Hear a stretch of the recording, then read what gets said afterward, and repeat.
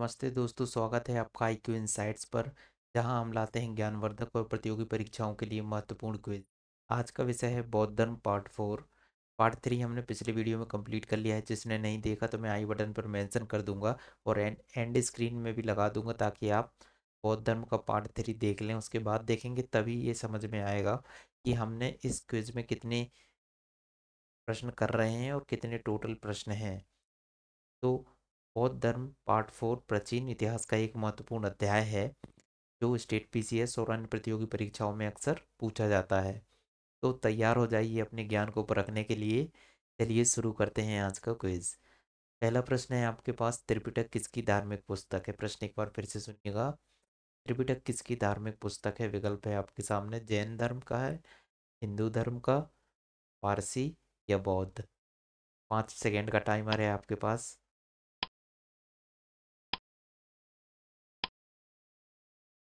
जी, का सही उत्तर है डी, बौद्ध धर्म। अगला प्रश्न है, त्रिपिटक निम्नलिखित में से किससे संबंधित है? प्रश्न एक बार फिर से सुनिएगा। त्रिपिटक निम्नलिखित में से किससे संबंधित है? जैनियों से, बौद्धों से, सिखों से, हिंदुओं से। विकल्प हैं आपके सामने ये। 5 सेकेंड का टाइमर भी है आपके पास।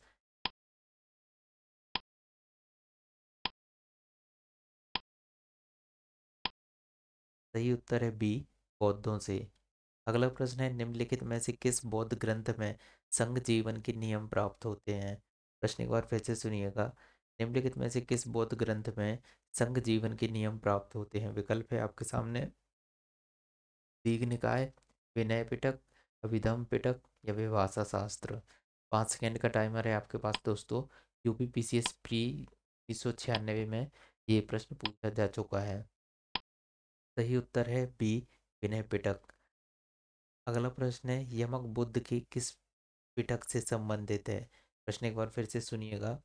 यमक बुद्ध के किस पिटक से संबंधित है? सूक्त पिटक, विनय पिटक, अभिधम पिटक या उपर्युक्त में से कोई नहीं।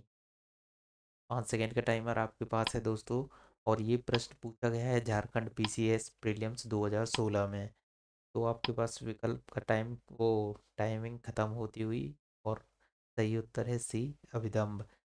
इसका एक्सप्लेनेशन देखते हैं। सही उत्तर है सी, अभिधम पिटक में दार्शनिक सिद्धांतों का संग्रह मिलता है। यह प्रश्नोत्तर के रूप में है। अभिधम्ब के अंतर्गत 7 ग्रंथ सम्मिलित हैं: धम्म संगति, विभंग, धातु कथा, युगल पंचति, कथा वत्थु, यमक तथा पट्टान। अगला प्रश्न है, निम्न में से किस बौद्ध साहित्य में महात्मा बुद्ध के नैतिक सिद्धांत संबंधित प्रवचन संकलित हैं?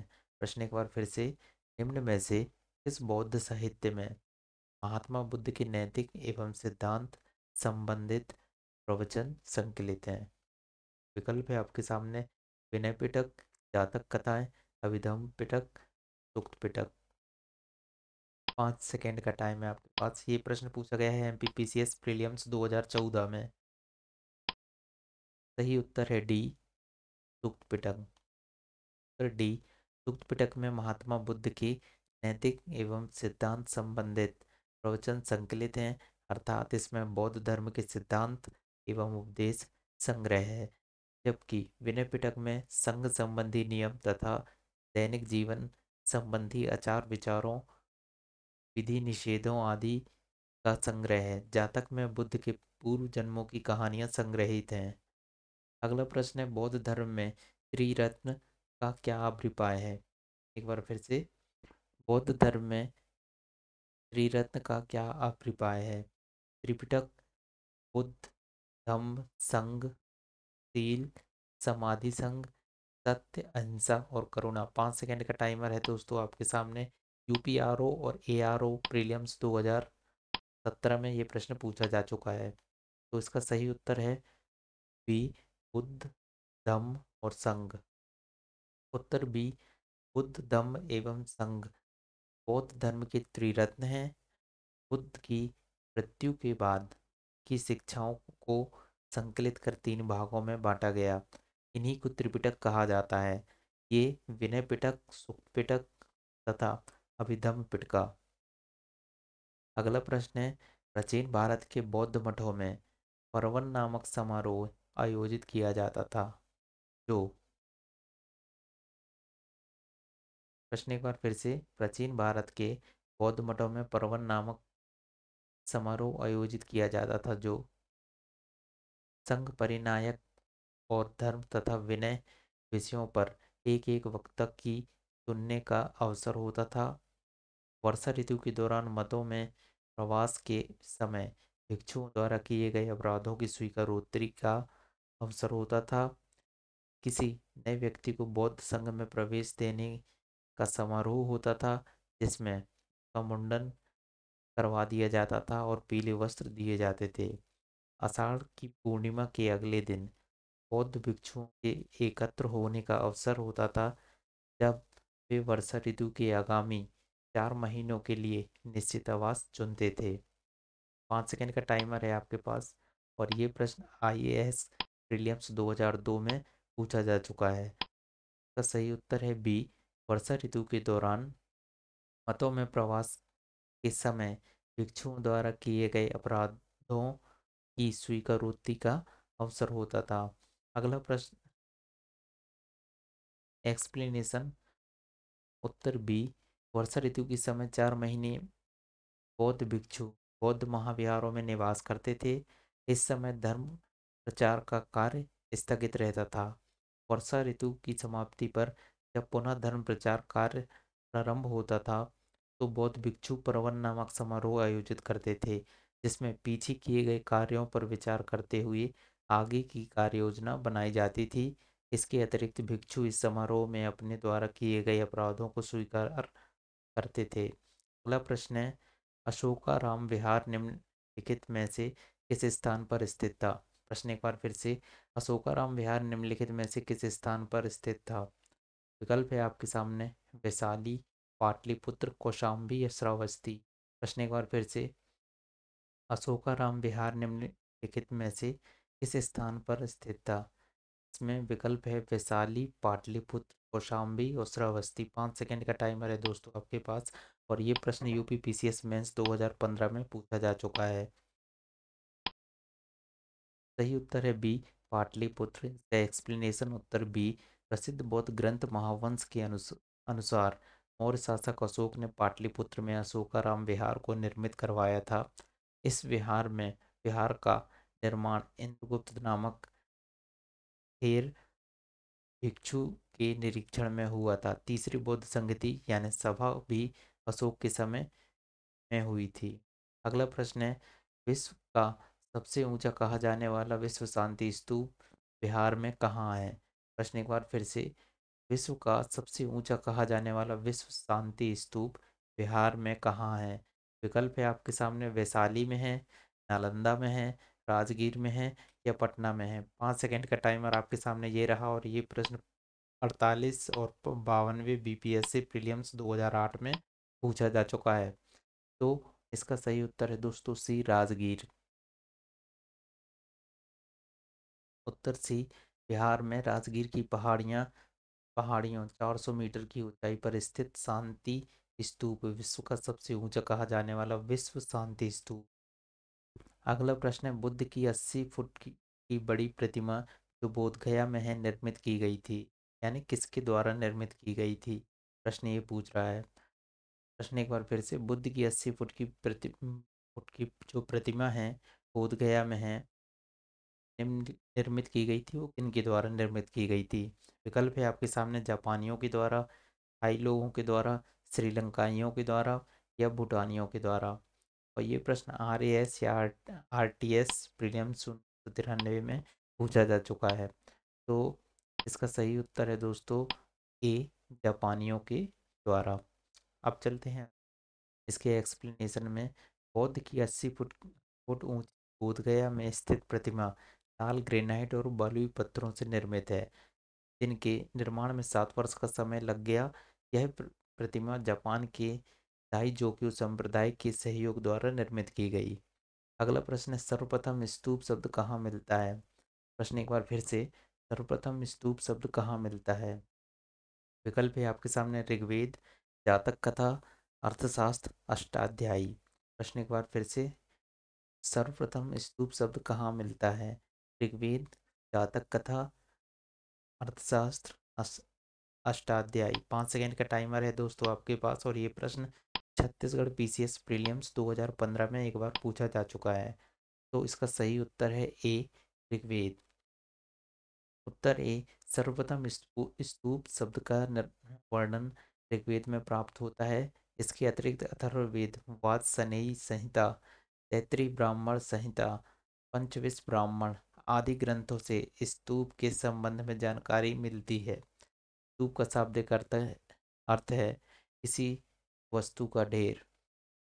अगला प्रश्न है, वह स्तूप स्थल जिसका संबंध भगवान बुद्ध के जीवन की किसी घटना से नहीं रहा है, वह है। प्रश्न एक बार फिर से, वह स्तूप स्थल जिसका संबंध भगवान बुद्ध के जीवन की घटना से नहीं रहा है, वह है सारनाथ, सांची, बोधगया, कुशीनारा।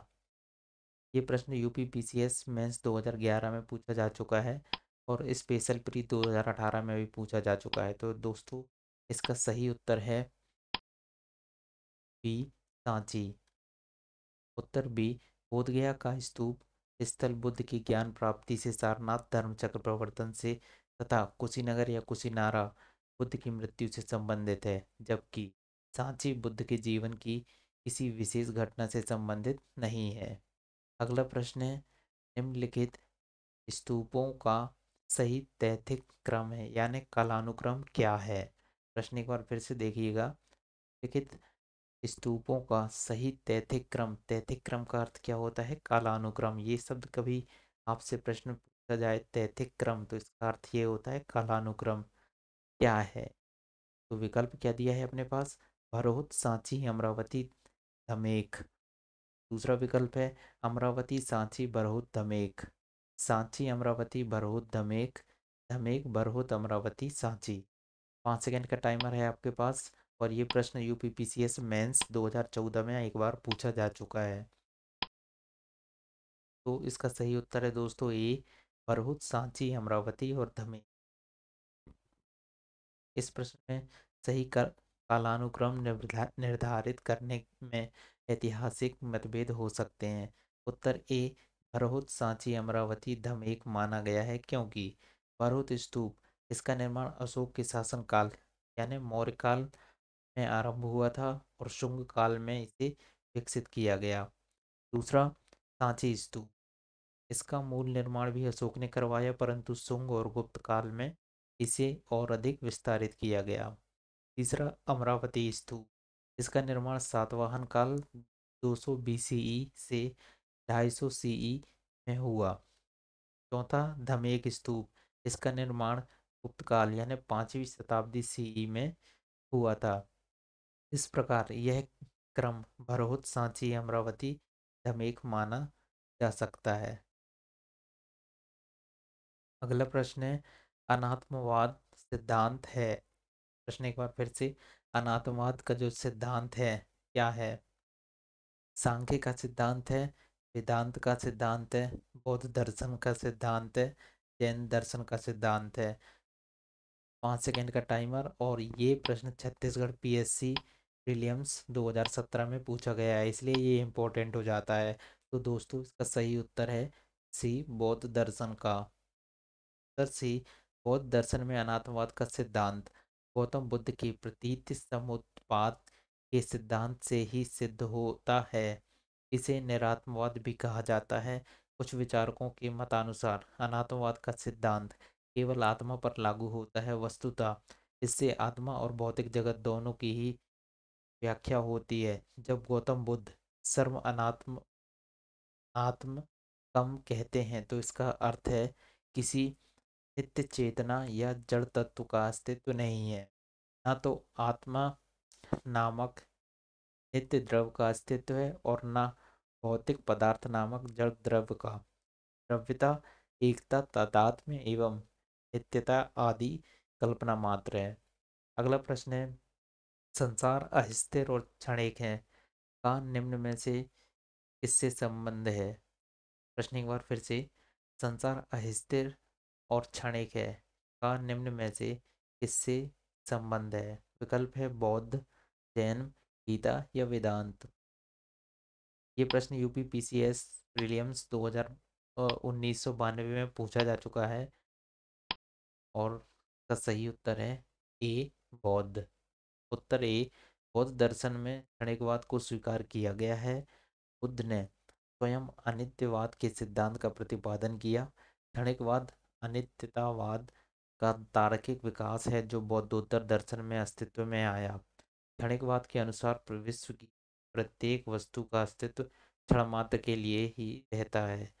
जिस प्रकार नदी की एक बूंद एक क्षण के लिए सामने आती है और दूसरे ही क्षण वह विलीन हो जाती है, उसी प्रकार जगत की समस्त वस्तुएं क्षण मात्र के लिए ही अपना अस्तित्व कायम रखती हैं।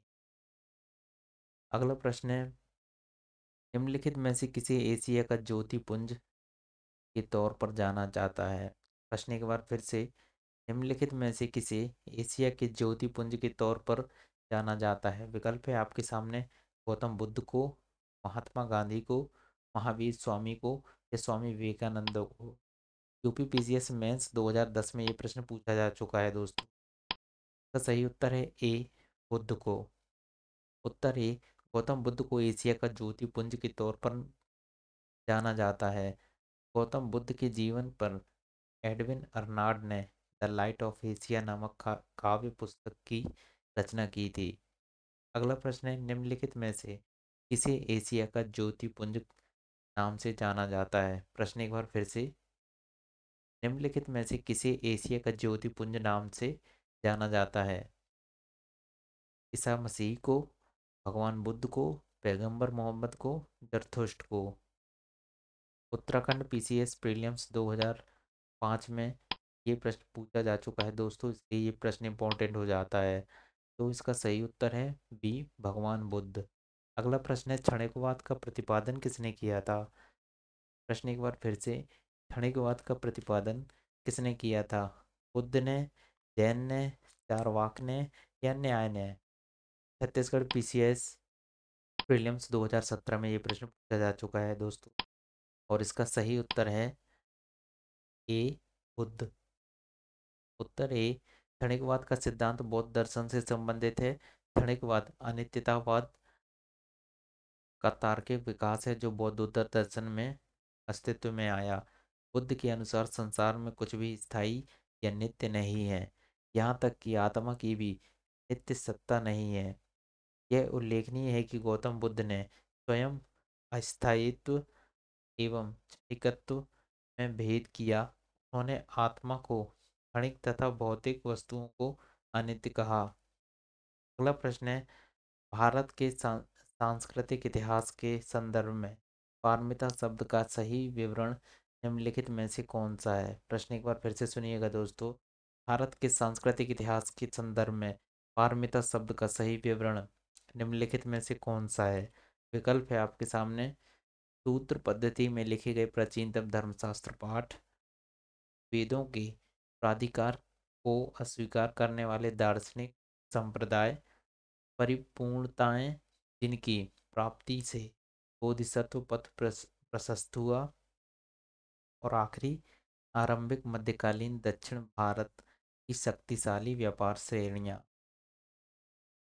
सही उत्तर है, ये प्रश्न आईएएस के प्रीलिम्स 2020 में पूछा जा चुका है दोस्तों और सही उत्तर है इसका सी, परिपूर्णताएं जिनकी प्राप्ति से बोधिसत्व पथ प्रशस्त हुआ। उत्तर सी, बौद्ध धर्म में बोधिसत्वों को बुद्धत्व प्राप्त करने के लिए पारमिता नामक विशिष्ट साधना का वर्णन किया गया है। पारमिता ही एकमात्र ऐसा साधन है जिसके द्वारा बुद्ध की मान्य पदवी बुद्धत्व की प्राप्ति की जा सकती है। बोधिचर्यावतार में आचार्य शांतिदेव कहते हैं कि साधक बुद्धत्व की प्राप्ति के लिए यत्नवान है, अर्थात जो बोधिसत्व है उसे पटपारमिताओं यानी दार पारमिता, शील पारमिता, शांति पारमिता, वीर पारमिता, ध्यान पारमिता तथा प्रज्ञा पारमिता को ग्रहण करना चाहिए। इन पटपारमिताओं में प्रज्ञा पारमिता का प्राधान्य है। अगला प्रश्न है, सर एडविन अर्नाल्ड की पुस्तक द लाइट ऑफ एशिया आधारित है? प्रश्न एक बार फिर से। सर एडविन अर्नाल्ड की पुस्तक द लाइट ऑफ एशिया आधारित है। दिव्य वदान पर, ललित विस्तार पर, सुक्त पिटक पर, अभिधम पिटक पर? यूपीपीसीएस मेंस 2014 में ये प्रश्न पूछा जा चुका है दोस्तों। सही उत्तर है बी, ललित विस्तार पर। उत्तर बी, सर एडविन अर्नाल्ड की पुस्तक the light of Asia Lalit विस्तार के विषय वस्तु पर आधारित है। इस पुस्तक का प्रकाशन 1879 ईस्वी में लंदन में किया गया।